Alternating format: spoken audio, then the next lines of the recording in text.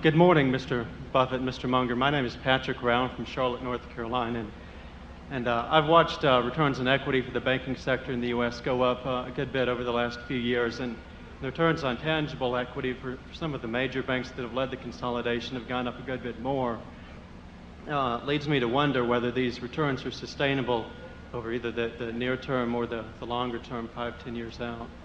Well, that's the $64 question, because the returns on equity, and particularly tangible equity, as the gentleman mentioned, and particularly tangible equity in the banking sector even, those returns have hit numbers that are unprecedented. And then the question is, if they're unprecedented, are they unsustainable? Charlie and I would probably think that we would certainly prefer, we would not base our actions on the premise that they are sustainable. 20% plus returns on tangible equity, or on book equity, and much higher returns on tangible equity. In the banking field, you have a number of enterprises that on tangible equity are getting up close to the 30% range. Now, can a system where the GDP in real terms is growing maybe 3%, where in nominal terms it grows 4 to 5%, can businesses consistently earn 20% on equity? They certainly can't if they retain most of their earnings, because you would have corporate profits rising as a percentage of GDP to the point that would get ludicrous. So under those conditions, you'd either have to have huge payouts, either by repurchases of shares or by dividends or by takeovers, actually, that would keep the level of capital reasonably consistent among industry, or because you couldn't sustain, let's just say every company retained all of its earnings and they earned 20% on equity. You could not have corporate profits growing at 20% as a part of the economy year after year. This has been a better world than we foresaw in terms of returns, and so we've been wrong before, and we're not making a prediction now, but we would not want to buy things on the basis that these returns would be sustained. We told you last year, if these returns are sustained and interest rates stayed at these levels or fell lower, that stock prices are in aggregate are justified, and we still believe that. But those are two big ifs, and the particularly big if, in my view, is the one about returns on equity and on tangible assets. It certainly goes against classic economic theory to believe that they can be sustained. Charlie, how do you feel about it?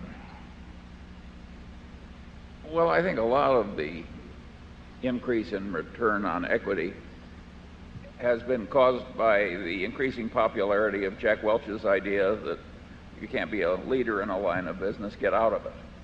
And if you get fewer people in the business, why returns on equity can go up. Then it's gotten way more popular to buy in shares, even at very high prices per share. And if you keep the equity low enough by buying shares back, why, you can make return on equity whatever you want. We've had, to some extent, a slow revolution in corporate attitudes. And but Warren is right. You can't have massive accumulations of earnings that are retained and keep earning these rates of return on them. An interesting question is to think about it. If you had 500 Jack Welches and they were running the Fortune cloned and they were running all of the Fortune 500 companies, would returns on equity for American business be higher or lower than they are presently? I mean, if you have 500 sensational competitors, they can all be rational, but that doesn't, and they will be, and they'll be smart, and they'll keep trying to do all the right things.